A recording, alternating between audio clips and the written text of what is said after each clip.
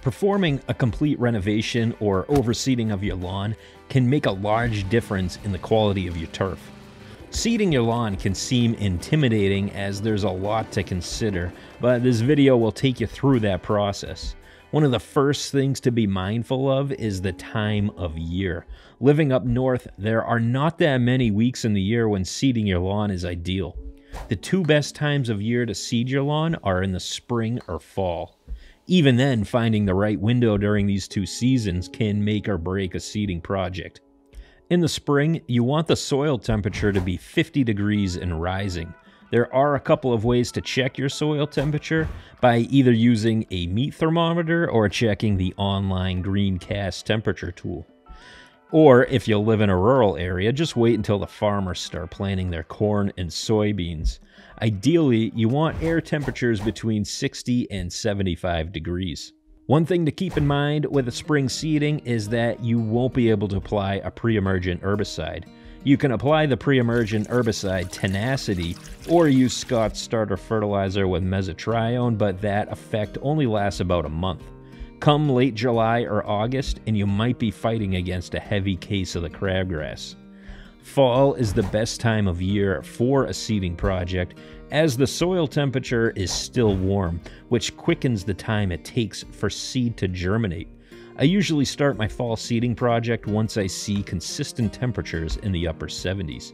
Usually sometimes in late August or early September is a good time depending on where you live.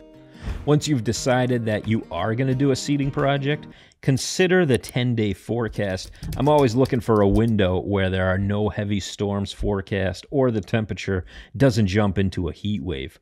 Watching all your seed and hard work wash away can be heartbreaking. The second major decision you'll need to make is buying the right grass seed. You want to consider how much shade your lawn receives, your climate, and the height you plan to maintain your lawn. For example, if you live in the transition zone, turf-type tall fescue might be your best choice. Whereas if you have a full sun lawn and want to mow it low and you live in upstate New York, you might want to go with a 50-50 perennial ryegrass mixed with Kentucky bluegrass. Both of these grass types do well in full sun and can tolerate cold winters. It really depends on your environment, weather conditions, and type of maintenance you plan on doing.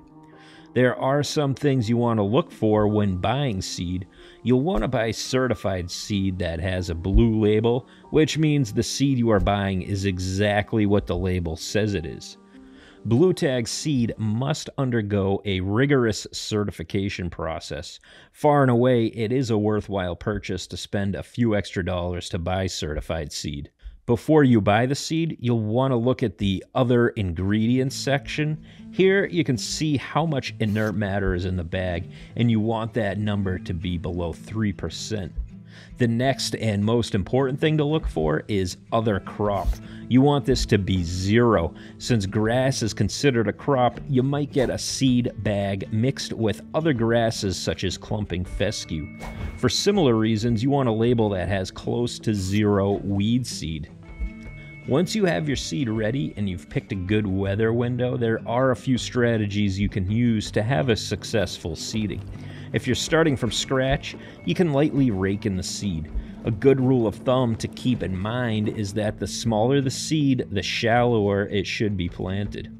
If overseeding, I always make sure to remove as much of the thatch layer as possible to make sure that the seed is in contact with the soil, otherwise it won't germinate. After measuring the seed out, I use my spreader and make sure that I make passes at 90-degree angles to ensure the best coverage. After that, I'll roll the seed into the area and ensure that I have good contact between the seed and the soil. When starting seed, you want to add a starter fertilizer. These have high phosphorus counts, which is the most important element for new seedlings. They lack the root system to obtain the phosphorus that they need, so it's important to have it readily available through the starter fertilizer. If you don't use the Scott's starter fertilizer with mesotrione, then now would be a good time to apply your Tenacity. Once your seed is down, it helps to cover the seed with easy straw or peat moss. Both will help protect the seed from birds and other animals while also retaining moisture. You really need to keep the seed continually moist. You don't want it to be saturated, but you also don't want it to dry out. Staying diligent with the watering can make or break a project. Once you do have germination, you want to avoid rapid drying of the area. The seed doesn't have a root system yet and needs moisture. Once the shoots get to about a half an inch to an inch, you can start to dial down the watering. Finally, you can start to mow when you'll be removing a third of the grass plant. So if you want to maintain your grass at 2 inches, you need to mow when the new grass reaches 3 inches. For shorter turf, mow at 1 to 1.5 inches, then slowly work your way down over several weeks. If you have any questions, you can let me know in the comments below.